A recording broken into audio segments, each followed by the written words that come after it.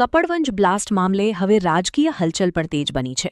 બાલાસિનોરના ધારાસભ્ય માનસિંહ ચૌહાણ ઘટના સ્થળે પહોંચ્યા હતા અને પ્રાંત અધિકારી, ડીવાયએસપી તેમજ સ્થાનિક સરપંચ અને આગેવાનો પાસેથી સમગ્ર ઘટનાની માહિતી મેળવી હતી. ધારાસભ્ય માનસિંહ ચૌહાણે જણાવ્યું કે સરકાર અને તંત્ર આ મામલે કડક કાર્યવાહી કરશે. મંજૂરી વગર ચાલતી ફેક્ટરીઓની તપાસ કરવામાં આવશે. ઉપરાંત તેઓ અને કપડવંજના ધારાસભ્ય મુખ્યમંત્રી તથા ગૃહમંત્રી સમક્ષ રજૂઆત કરશે. સાથે જ બાલાસિનોરના ઓથવાડ વિસ્તારમાં ચાલતી એક્સપ્લોઝિવ ફેક્ટરી અને ગોડાઉન અંગે પણ તપાસની માંગ ઉઠાવી છે. અલ્તાફ શેખ, કપડવંજ.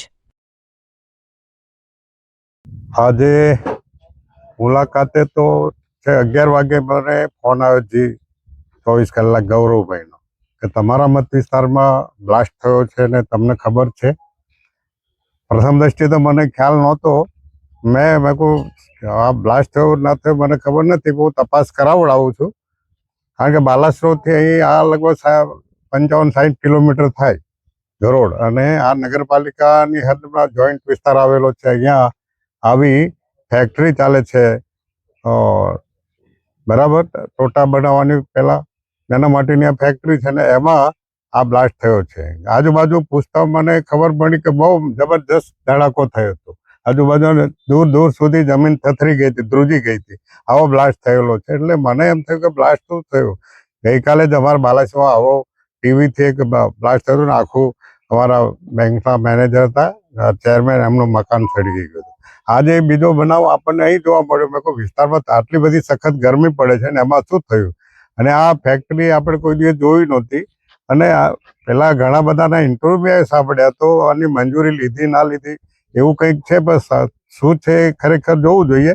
આટલો મોટો કારોબાર ચાલતો હોય અને પછી કેટલા રૂમો, કેટલી બધી મહેનત કરનાર મજૂરો માટે બનાય છે, ડીપી છે, તો ખરેખર આની ખબર હોવી જોઈએ. સ્થાનિક તંત્રને ખબર હોય તો ચોક્કસ આના પર એક્શન લેવા. અને સરકાર તો છોડશે ને, કાંઈક ખોટી રીતે ગેરકાયદેસર જો આ ફેક્ટરી ચાલતી હશે બરાબર ને, આટલો બધો જબરજસ્ત ધડાકો થતો આ તો ઠીક છે, ઇંધણ થોડા થયા છે, બાકી તો અંદર ફસાઈ ગયા હોત તો મરી પણ જાય એવી આ જગ્યા છે. થોડી રોડથી અંદરની છે, 500-700 ફૂટ, 1000 ફૂટ જેટલી. અને અહીં આ ફેક્ટરી અમે રૂબરૂ આનું મુલાકાત, બાબુ કાકા છે, પ્રાંત સાહેબ છે, અમારા ચંપકભાઈ છે, અર્જુનસિંહ છે, અમારા જિલ્લા પંચાયતના સભ્ય પણ અમારી સાથે છે, સરપંચ પણ અહીંયા આવ્યા છે. અને આ બધા સાથે મળીને નિહાળીએ છીએ. તો આ મોટી ભયંકર ઘટના બનતા રહી ગઈ છે ને ખરેખર તાત્કાલિક આને આગ બુઝાવવામાં આવી હશે. નહીતર અને થોડી ખુલ્લી જગ્યા છે, મજૂરો નીકળી ગયા, નહીતર આ કેટલી બધી રૂમો છે, કેટલા મજૂરો, 15 થી 20 મજૂરો અહીંયા રહેતા હશે. અને ખરેખર જેણે મંજૂરી ના લીધી હોય, આવડો મોટો કારોબાર ચાલે, મંજૂરી ના લેવી જોઈએ. જાહેર જગ્યા આટલો બધો કરો, મંજૂરી લઈને તમારે કરો. અને ઘટના બને તો એ કુદરતી કદાચ થાય, પણ મંજૂરી વગર આ જે ઘટના, આ ફેક્ટરી છે એ ખરેખર એની સામે સરકાર અને અમારું તંત્ર છે સરકારનું, એ ચોક્કસ કડકમાં કડક પગલાં ભરશે. કાકા, ઓથવાડમાં પણ આવી મોટી એક એક્સપ્લોઝિવની ફેક્ટરી આવેલી છે, ગોડાઉન આવેલા છે, એ પણ તપાસમાં કરવાનો આપ માગણી કરશો?